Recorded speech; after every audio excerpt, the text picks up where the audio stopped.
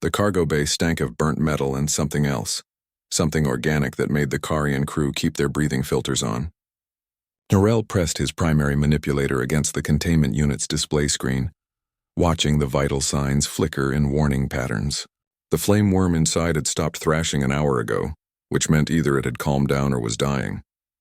Either way, they had a problem. How bad? His second officer, Pims, shuffled closer with the cautious gait of someone who knew bad news was coming. Norell tapped the diagnostic readout. Wings shattered. 3 fractures, maybe 4. The hyperspace turbulence did more damage than expected. Pims made a clicking sound that translated roughly to cursing. The buyer on Celestis 4 won't take damaged goods. Not for the price we agreed on. The buyer on Celestis 4 won't take it at all. Norell pulled up the contract terms on his datapad. Right here. Clause 17. Perfect health upon delivery or the sale is void. The 2 Karians stood in silence, watching the small dragon-like creature huddled in the corner of its cage. Its scales, which should have shimmered red and gold, looked dull under the cargo bay lights. The broken wing hung at an angle that made even Norell uncomfortable, and he'd been hauling livestock for 20 cycles. Veterinary treatment? Pims asked, though his tone suggested he already knew the answer. Checked 3 stations. Cheapest quote was 8,000 credits. The worm's only worth 5,000 healthy. Norell closed the diagnostic screen. We're already operating on narrow margins this quarter. Pims didn't argue. In the business of exotic creature trading, the math was simple. If fixing something cost more than selling it, you cut your losses. That's how it worked. That's how it had always worked across hundreds of worlds and thousands of species. The Galactic Commerce Guild's regulations were clear. Non-sapient creatures were property, and property could be disposed of according to standard protocols. There's a system nearby, Norell said, pulling up the navigation charts. Yellow star. 3rd planet in the habitable zone. It's marked as a quarantine area. Quarantine? Pims leaned in to look. What kind? Death world or origin? Class 12 gravity world. The locals call it Earth. Norell zoomed in on the designation. It's on the restricted contact list. Very few species go there voluntarily. Pims understood immediately. Death world systems were perfect for this kind of thing. Harsh conditions, dangerous fauna, and most importantly, nobody important watching. The worm would either die quickly from the environment or something would eat it. Either way, it wouldn't suffer long, and that was more mercy than the creature would get at a processing facility. How close are we? 2 days' travel. We can drop it in an escape pod near the outer system and be gone before anyone notices. Norell began plotting the course. The locals are primitive by galactic standards. They probably don't even have deep space monitoring. Pims gave his approval gesture and the decision was made. The Prophet's Edge altered course, and 2 days later, they arrived at the edge of the Terran system. Norell had his crew load the barely conscious flame worm into a standard evacuation pod, the kind designed for emergency use and built to survive atmospheric entry. It would keep the creature alive long enough to reach the planet's surface where nature would take its course. Program it to drift toward the 3rd planet, Norell ordered. Slow descent. No beacon. The pod ejected with a soft thump that barely registered on the ship's sensors. Through the viewport, Norell watched it tumble away. A tiny silver cylinder against the darkness of space. Inside, the dragon stirred weakly, its good wing twitching in a futile attempt to understand what was happening. Norell logged the disposal in his ship's record under standard salvage protocols. By galactic law, he'd done nothing wrong. The creature wasn't sapient. It had no rights. This was proper procedure for damaged livestock, approved by the Commerce Guild and practiced by thousands of traders across hundreds of systems. He felt no guilt, only the mild annoyance of lost profit. The Prophet's Edge jumped to hyperspace 3 minutes later, leaving the pod to drift alone in the vast emptiness between worlds. What Norell didn't know was that the supposedly primitive humans had been watching since the moment his ship entered their system. Earth Defense Network Luna Station had tracked every movement, analyzed every action, and recorded everything. Lieutenant Commander Rebecca Walsh stared at her display screen, watching the pod's trajectory with growing concern. We've got an object entering our space. Small single-occupant pod, non-military signature. Her junior officer, Danny Brooks, pulled up the scan results. Life signs detected inside. Not human. Reading elevated stress hormones and signs of physical trauma. Rebecca felt her jaw tighten. She'd been in the service for 15 years, long enough to recognize when something wasn't right. A ship enters their system, dumps something in a pod and leaves immediately. That wasn't normal salvage behavior. That was disposal. Get me a patrol ship, closest one in the area. She kept her eyes on the drifting pod. And get Dr. Hayes on the line. We might need xenobiology expertise. You want to retrieve it? Danny looked surprised. Could be dangerous. Rebecca thought about that for exactly 2 seconds before making her decision. Something living was hurt and alone in the cold of space. The Y could wait. The rescue couldn't. Send Sergeant Park, he's got experience with animals. And yes, we're retrieving it. She began typing orders into her console. Whatever's in that pod needs help, and I'll be damned if we let it die on our watch. David Park had pulled a lot of strange assignments in his 5 years with Earth Defense, but opening an alien escape pod in the cargo bay of a patrol ship wasn't something the training manuals covered. He approached the silvery cylinder carefully, his suit's scanner showing him what he already knew from the briefing. Something alive was inside, and it was scared. Vital signs are erratic, reported his pilot officer Lisa Grant from the cockpit. Whatever it is, it's not doing well. David examined the pod's exterior. Standard galactic design, which meant he could access the manual release if needed. His gloved fingers found the emergency latch. Opening it now, keep the medical kit ready. The pod's seal hissed as pressure equalized. The door swung open, and David got his first look at Earth's unexpected visitor. The creature was small, maybe the size of a large dog, covered in scales that shifted between red and dull orange. It had 4 legs, a long tail, and 2 wings, one of which hung at a sickening angle against its body.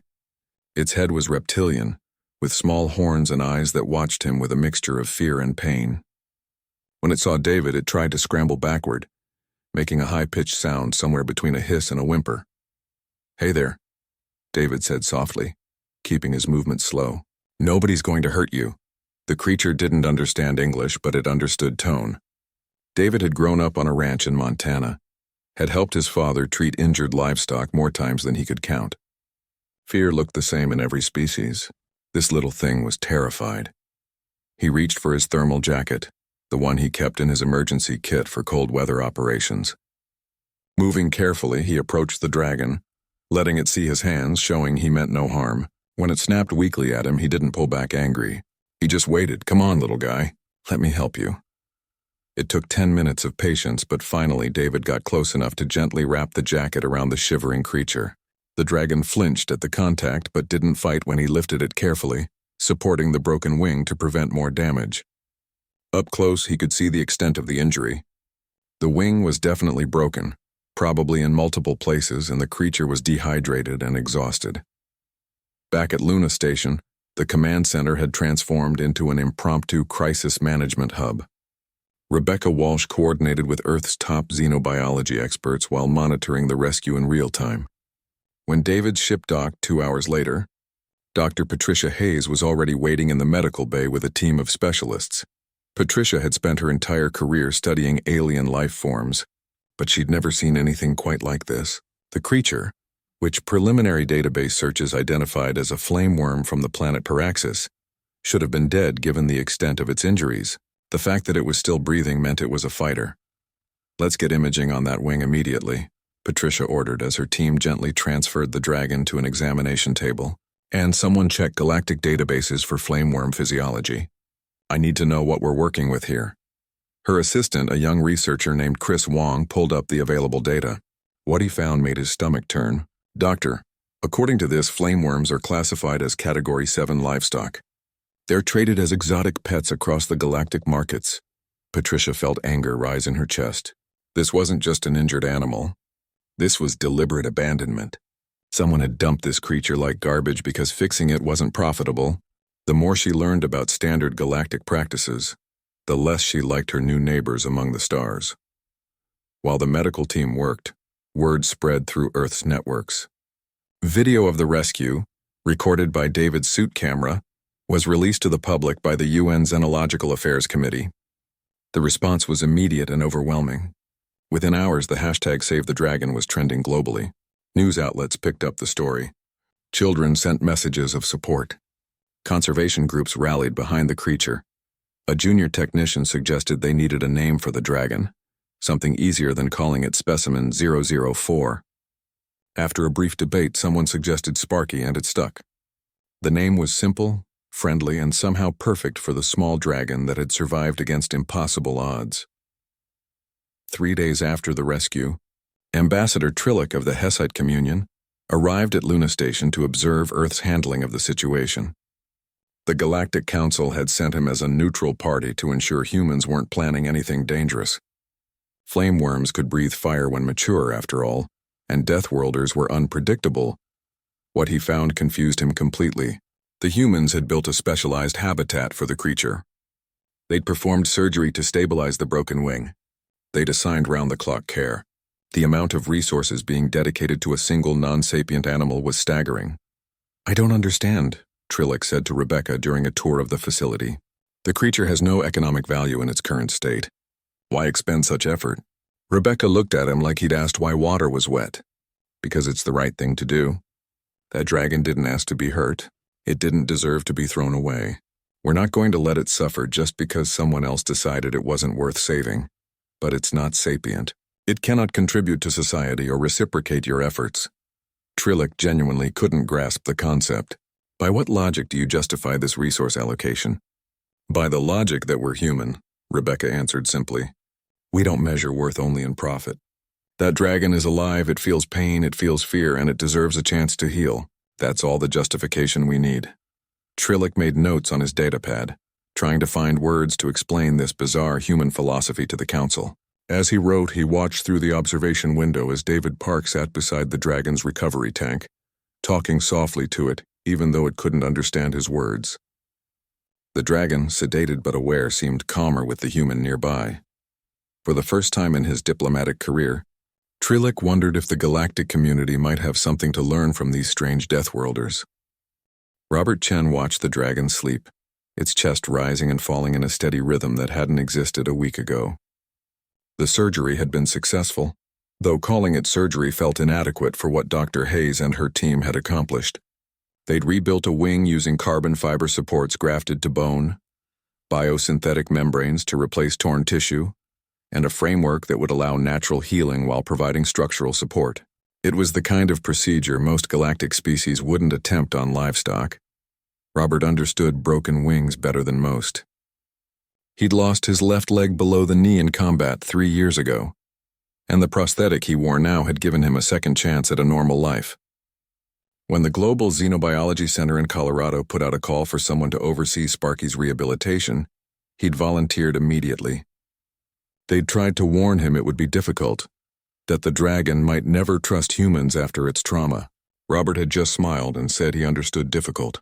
The facility they'd built for Sparky was impressive. A climate-controlled habitat that mimicked the volcanic highlands of Paraxis, complete with heated rocks, a small lava lamp that provided both warmth and visual stimulation, and enough space for the dragon to move around without injuring its healing wing. Temperature was kept at 35 degrees Celsius, humidity at 60%, exactly what the galactic databases recommended for flame worm health. Getting Sparky to eat had been the first challenge. The dragon refused food for 2 days after waking from surgery, probably traumatized from its ordeal. Robert tried everything. Different meats, different temperatures, different presentation styles. Nothing worked until he remembered something from his grandfather's ranch. Sometimes scared animals needed to see others eating first, so Robert sat in the habitat during feeding time and made a show of eating his own lunch. He didn't push the dragon's food closer or try to force interaction. He just ate and talked, keeping his voice low and calm, pretending the dragon wasn't there. After an hour of this, Sparky crept forward and took a small piece of synthetic meat from its bowl. Robert didn't react, didn't celebrate. He just kept eating his sandwich like it was the most natural thing in the world. Progress came in small moments. Sparky started eating regularly after a week. After 2 weeks, the dragon stopped hissing when Robert entered the habitat. After 3 weeks, it followed him around like a curious puppy, keeping a few feet of distance but clearly interested in what the human was doing. The physical therapy started, slowly. Dr. Hayes had designed a series of exercises to strengthen Sparky's wing muscles without putting stress on the healing bones. Robert would hold up toys or treats, encouraging the dragon to stretch and flex. Later, they introduced gentle gliding exercises using a harness system that supported most of Sparky's weight while letting the wings practice their natural movements. Outside the facility, the world watched. News networks provided daily updates. Social media exploded with fan art of Sparky. Schools organized fundraisers for xenobiological research. A children's book company asked for permission to write Sparky's story. The dragon had become more than just a rescued animal. It had become a symbol of what humanity believed in. The Global Xenobiology Center received over 2 million messages of support from around the world. Donations poured in, more than enough to fund not just Sparky's care but an entire expansion of the facility. Dr. Hayes found herself with enough resources to establish Earth's first comprehensive alien animal welfare program. Ambassador Trillick continued his observations, sending regular reports back to the Galactic Council. His superiors initially dismissed his accounts as exaggeration. Surely no species could be this inefficient with resources. Surely this was propaganda or some kind of elaborate deception.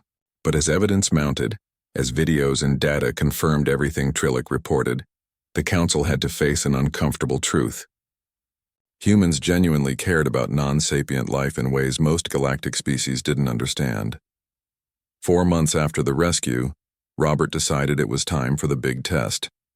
Sparky's wing had healed enough for supervised flight attempts. The facility's flight arena, a massive enclosed space 3 stories high and half a football field wide, would provide a safe environment for the dragon to try using its wings properly. Dr. Hayes and her team gathered to watch. Media crews set up their cameras, broadcasting live to billions of viewers worldwide. Robert led Sparky into the arena, the dragon walking beside him with complete trust now. The harness system was ready as a safety measure, but Robert hoped they wouldn't need it. He knelt down beside Sparky and gently checked the wing supports one last time. Everything looked good. The dragon looked at him with those intelligent eyes, and Robert could swear it understood what was about to happen. "Okay, buddy," Robert said softly. "Let's see what you can do." He stepped back and gestured upward, a motion they'd practiced in training. Sparky hesitated for just a moment, then spread both wings. The repaired wing extended fully, the biosynthetic membrane catching the arena's air currents. The dragon crouched, powerful leg muscles coiling, and then jumped. For a second, Sparky dropped, and Robert's heart jumped into his throat. Then the wings beat once, twice, and the dragon caught air. It wasn't graceful. The flight was wobbly, uneven, clearly showing the limits of the repaired wing. But Sparky was flying. Actually flying. The dragon circled the arena once, then twice, gaining confidence with each wing beat. When it finally landed near Robert, the impact was rough, more of a controlled crash than a proper landing. But the dragon's eyes were bright with something that looked a lot like joy. Robert felt tears running down his face and didn't care who saw. Around him, the observation team was crying too, cheering and hugging each other. Dr. Hayes wiped her eyes and laughed. Even the hardened media crews looked emotional. Sparky walked over to Robert and pressed its head against his leg, making a rumbling sound that their sensors had identified as contentment. Robert knelt down and carefully put his arms around the dragon's neck. "You did it," he whispered. "I knew you could." Above them, cameras captured every moment, beaming the scene across Earth and out into the wider galaxy. Billions watched a wounded soldier and a broken dragon celebrate a victory that most of the universe had thought impossible. Simon Okafor had investigated war crimes, corporate fraud, and interplanetary smuggling during his career with the UN Security Council. Finding out who abandoned an injured dragon should have been simple by comparison, but the galactic community's complete indifference to the act made the investigation frustratingly difficult. His break came from an unlikely source. A junior data analyst named Amy Rodriguez was reviewing traffic logs from the outer system sensors and noticed something odd. The Karian ship that had dumped Sparky had filed a standard salvage disposal form, the kind of paperwork typically used when getting rid of broken equipment or expired cargo. The form included the ship's registration and captain's information. They hadn't even tried to hide what they'd done because, legally, they'd done nothing wrong. Simon stared at the document on his screen, feeling his blood pressure rise. They'd filled out paperwork.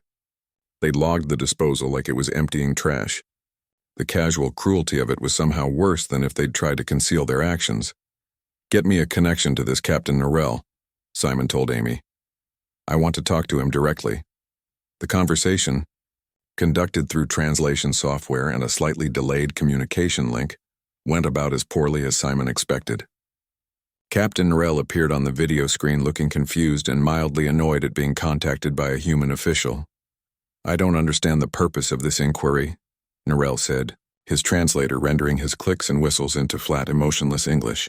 "I filed all proper documentation with the Commerce Guild. The creature was damaged beyond economic repair. Standard protocol is disposal in an uninhabited zone." "You dumped a living being into space," Simon said, keeping his voice level through sheer willpower. "A creature that was injured and helpless. It was livestock. Damaged livestock. Do you file criminal complaints every time someone discards broken property?" Narell's confusion seemed genuine. "I followed all regulations. Check with the guild if you doubt me." That was the problem. Simon had checked. Narell was right. Under galactic law, flameworms were classified as animals, not sapient beings.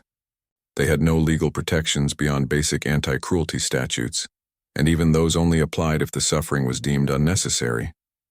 Quick disposal was actually considered more humane than prolonged suffering. Simon ended the call and immediately contacted Ambassador Jennifer Okonkwo at the Galactic Council headquarters. If the law protected this kind of behavior, then the law needed to change. 2 weeks later, Jennifer stood before the Galactic Council Assembly, representing Earth in front of hundreds of species from across known space. The chamber was massive, a bowl-shaped auditorium where each delegation had their own environmental pod adjusted for their specific needs. Some breathed methane, some required high gravity, some existed as energy patterns. All of them were about to hear something they'd never expected from the newcomers. "Honored delegates," Jennifer began, her voice carried by translation systems to every corner of the chamber. "We come before you today to address what we believe is a serious gap in galactic law. A gap that allows suffering to continue unchecked under the guise of property rights." She pulled up a holographic display showing Sparky's rescue. The footage played for the assembled delegates. The dragon's broken wing, its fear, its pain, then the surgery, the rehabilitation, Robert's patient care, finally that triumphant moment of flight. This creature, abandoned by a Karian merchant vessel, was left to die in our system because it was no longer profitable. Under your laws, this is acceptable. Under human ethics, this is unconscionable. Murmurs spread through the chamber. Some delegates looked interested. Others appeared confused. The Karian delegation leader, a senior merchant named Praxis, requested permission to speak. "With respect to the human delegation, we fail to see the issue. The creature is not sapient. It cannot reason, cannot create, cannot contribute to civilization. It is livestock. We do not waste resources on livestock that cannot fulfill its purpose. And that," Jennifer said firmly, "is exactly the problem. You measure worth only in utility. We measure worth in capacity to suffer. That dragon felt pain. It felt fear. It wanted to live. Those things matter.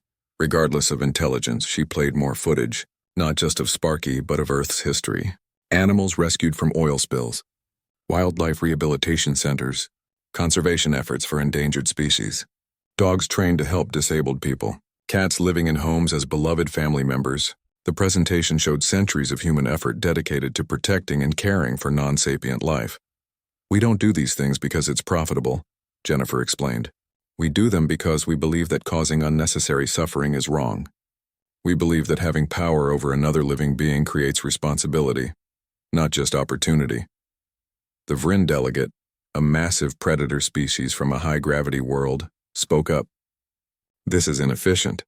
Resources spent on non-productive creatures are resources wasted. How has your species survived with such impractical attitudes?" Jennifer smiled. "We didn't just survive. We thrived. Our compassion didn't make us weak. It made us stronger. It taught us cooperation, responsibility, and the value of life beyond immediate gain. These same principles helped us achieve spaceflight, cure diseases, and build a global civilization." The debate that followed lasted for hours. The council was divided. Some species, particularly hive minds and collective consciousness species, found the human perspective fascinating but alien. Predator species mostly viewed it as wasteful. But a few voices, particularly from species that had their own complex relationships with non-sapient life, began speaking in support. The Paraxis delegation, who had been listening quietly, finally requested the floor. Their representative, a being named Salvax, addressed the assembly with barely contained emotion. The creature you've been discussing is a flame worm. These beings share our homeworld. We consider them sacred guardians of our volcanic regions. Learning that they are traded as property, treated as disposable goods, has been deeply painful for our people. Salvax pulled up data showing dozens of other species in similar situations, creatures captured from their homeworlds, traded across the galaxy, with their origin species having no say in their treatment. Earth has shown us something we should have recognized long ago. Just because we can exploit these creatures doesn't mean we should. We formally propose a coalition to reform animal welfare standards across galactic space. The vote that followed didn't pass. The proposed reforms were too radical, too expensive, too impractical for most of the council. But 12 worlds voted in favor. 12 worlds agreed that change was needed. It wasn't a victory, but it was a beginning. As the session ended, Jennifer noticed Ambassador Trillick watching the proceedings with an expression she'd never seen on his face before. Something like doubt. The morning sun caught Sparky's scales as the dragon practiced landing techniques in the outdoor arena. 6 months had passed since that first wobbly flight, and while the repaired wing would never be perfect, Sparky had adapted remarkably. Robert watched from the observation platform, making notes on his tablet about the dragon's progress. Each day brought small improvements, tiny adjustments in how Sparky compensated for the wing's limitations. "He's getting better," Dr. Hayes said, joining Robert on the platform. She'd taken to visiting the facility every morning before her other duties. Something about watching Sparky's progress had become essential to her daily routine. "Yeah," Robert agreed, smiling as the dragon executed a reasonably smooth landing. "Still crashes more than flies, but he's trying." What they'd both noticed, what all the researchers had documented extensively, was that Sparky displayed emotional intelligence far beyond what galactic databases suggested flameworms possessed. The dragon recognized individual humans, showed clear preferences for certain people, and displayed what could only be called affection toward Robert. When separated from his primary caretaker for more than a few hours, Sparky became visibly distressed. "Makes you wonder," Dr. Hayes mused, "how many other species might be more intelligent than we think. Maybe nobody ever bothered to actually interact with them long enough to find out." Their conversation was interrupted by an alert from the facility's main gate. A ship had requested landing clearance registry showing it was from Paraxis. Dr. Hayes and Robert exchanged glances. This was unexpected. 20 minutes later, they stood in the facility's conference room facing 3 visitors from Sparky's homeworld. The Paraxis delegation was led by Salvax, who they recognized from the council broadcasts, along with 2 xenobiologists who specialized in flameworm behavior. "We heard about the human miracle," Salvax explained, his translator converting his resonant tones into English. "We had to see for ourselves what you accomplished. For centuries we believed flameworms were simply wild animals. We protect them, yes, but we never imagined they could bond with other species." Robert led them to the observation platform. Sparky was resting on a heated rock, soaking in the artificial sunlight. When the dragon noticed Robert approaching, it immediately perked up and glided over, landing with only a minor stumble. The Paraxis visitors watched in stunned silence as Sparky nuzzled against Robert's leg, making the rumbling purr sound that indicated contentment. One of the xenobiologists made a choked sound. "This shouldn't be possible," she whispered. "Our research showed they were solitary, aggressive toward other species, incapable of forming bonds. Maybe they just needed someone to give them a chance," Robert said softly, scratching behind Sparky's horns in the spot the dragon loved. "We didn't expect it either, but Sparky here decided to trust me, and I wasn't going to let that trust down." The Paraxis delegation spent 3 days at the facility, observing every interaction between Sparky and the human staff. They took detailed notes, recorded videos, and repeatedly asked questions about the methods used. By the 3rd day, Salvax approached Robert with a proposal that had clearly been difficult to formulate. "We would like to offer Sparky a chance to return home," Salvax said carefully. "Our world has sanctuaries in the volcanic highlands where flameworms live naturally. He could be with his own kind, live as his species was meant to live." Robert felt his heart clench. He'd known this moment might come eventually, but that didn't make it easier. "Would he be happy there?" "We believe so," one of the xenobiologists answered. "Flameworms are social creatures, though we only recently understood this. They live in loose family groups, Sparky could join one of these groups, potentially mate, and have offspring of his own. That night, Robert sat alone with Sparky in the habitat, wrestling with the decision. The dragon seemed to sense something was wrong and stayed close, occasionally making questioning chirps. "I don't know what to do, buddy," Robert admitted. "Part of me wants to keep you here, keep you safe. But that's selfish, isn't it? You deserve a real life with your own kind." Sparky tilted his head, watching Robert with those intelligent eyes. The dragon couldn't understand the words, but the emotion was clear enough. After a long moment, Robert made his decision. "You should go home," he said quietly. "But I promise I'll visit. And if you're not happy there, if you want to come back, we'll figure something out." The farewell ceremony 3 weeks later drew global attention. Thousands gathered outside the facility, while billions watched online.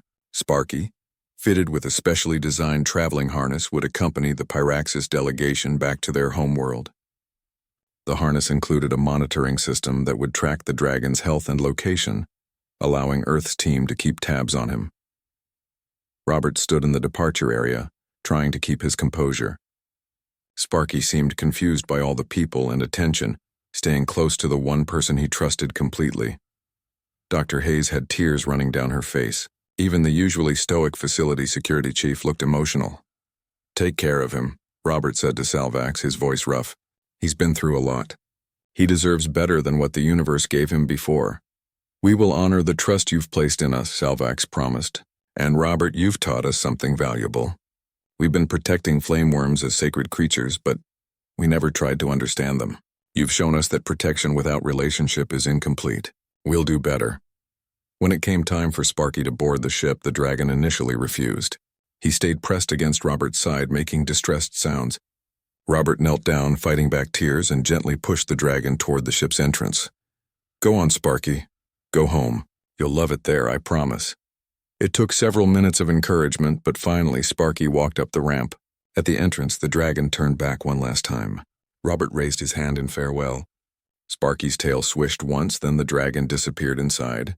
The ship lifted off smoothly, climbing into the blue Colorado sky. Robert watched until it was just a speck against the clouds, then watched some more even after it vanished completely. His prosthetic leg ached from standing so long, but he barely noticed. Dr. Hayes put a hand on his shoulder. "You did the right thing." "I know," Robert said. "Doesn't make it easier, though." That evening, as the sun set over the facility, Robert received a message on his datapad. It was from the Pyraxis ship, which had just entered orbit. The message included a video file. He opened it and saw Sparky in the ship's cargo hold, looking around curiously. The dragon had found a heated plate and was settling down for sleep. Just before the video ended, Sparky looked directly at the camera and made the rumbling purr sound. Robert smiled through his tears. "You're going to be okay, buddy. I'll see you soon."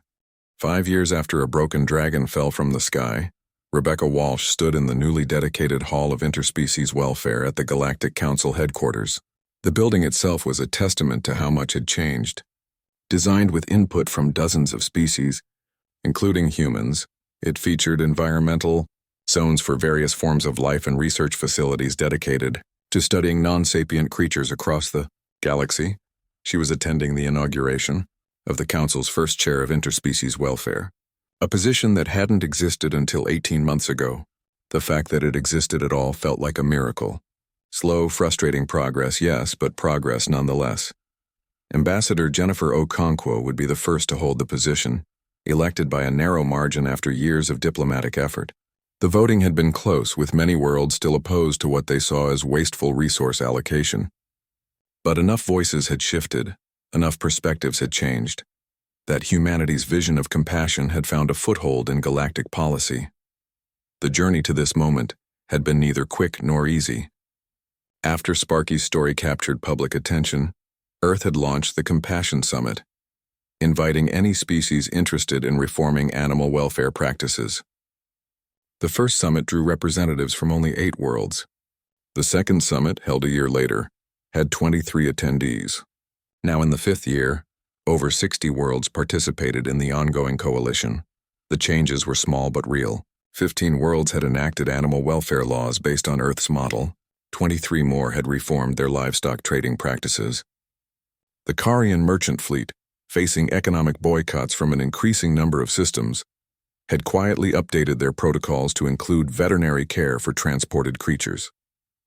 Captain Narell himself had retired, replaced by younger captains who understood that the galaxy's values were shifting. The most surprising convert had been Ambassador Trillick.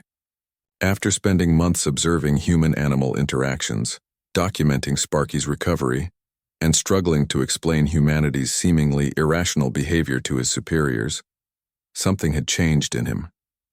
He'd returned to his homeworld and adopted a small creature called a shelter beast, a species native to Hessite territory that was typically killed as pests.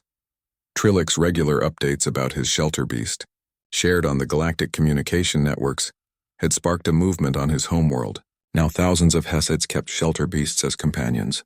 The species that had once been culled as vermin was now protected, studied, and even beloved. Trillick himself had become an unexpected advocate for animal welfare, using his position on the council to push for reforms. The changes weren't limited to law and policy. Across the galaxy, beings were questioning assumptions they'd held for generations. On Vryn, the predator homeworld, a group of scientists had begun studying the emotional lives of their planet's herbivore species. On Calathi Prime, the hive mind had allocated resources to preserving endangered non-sapient species.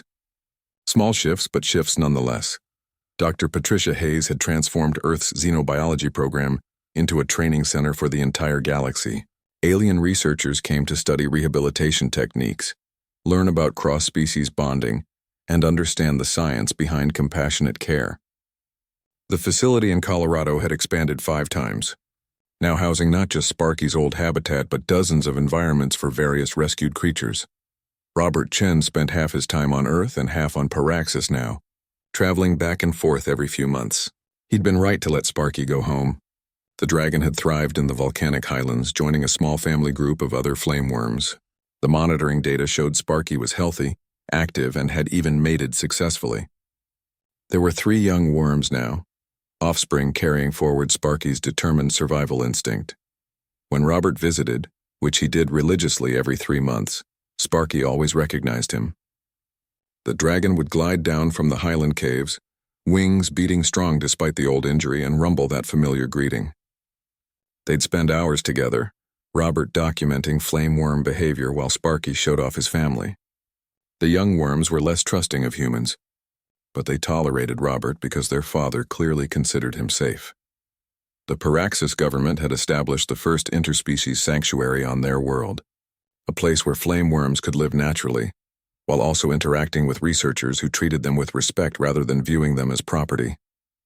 Other worlds were beginning similar programs, creating spaces where beings could study and appreciate non-sapient life without exploitation. As Rebecca watched Jennifer take the oath of office for her new position, she thought about how far they'd come from that moment 5 years ago, when she'd ordered a rescue mission for an unknown creature in a drifting pod. One decision, one act of compassion, had rippled outward in ways she never could have predicted. The ceremony concluded with a presentation that brought tears to many eyes. A holographic display showed Sparky's journey from broken, abandoned creature to healthy adult living freely on his homeworld. The final image showed the dragon in flight, wings spread wide against a sunset sky with 3 smaller worms flying beside him. "This is what we fight for," Jennifer said in her acceptance speech. "Not just for the creatures we save directly, but for a galaxy that recognizes suffering and chooses to prevent it. That values life not for its utility but for its inherent worth. We have a long way to go, but we've proven change is possible." That evening, Rebecca received a message on her personal communicator. It was from Robert, sent from Paraxis. The message contained a video of Sparky and his family, taken just hours earlier. The dragon was teaching his offspring to hunt, demonstrating aerial maneuvers despite the limitations of his repaired wing. At the end of the video, Sparky looked directly at the camera as if he somehow knew someone specific would be watching. The dragon spread his wings, the repaired one extending fully, and made the rumbling purr that meant contentment. Rebecca saved the video to her personal files, adding it to a collection she'd been keeping since the beginning. 5 years of documentation showing one dragon's impossible journey from the edge of death to a full life. Proof that compassion wasn't weakness. Evidence that caring about life, all life, made civilization stronger rather than weaker. The galaxy had called humans death-worlders and expected violence.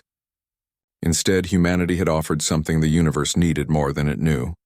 Not conquest or domination or technological superiority, but the simple revolutionary idea that every living being deserved kindness. One broken dragon had changed everything. And the galaxy would never be quite the same again.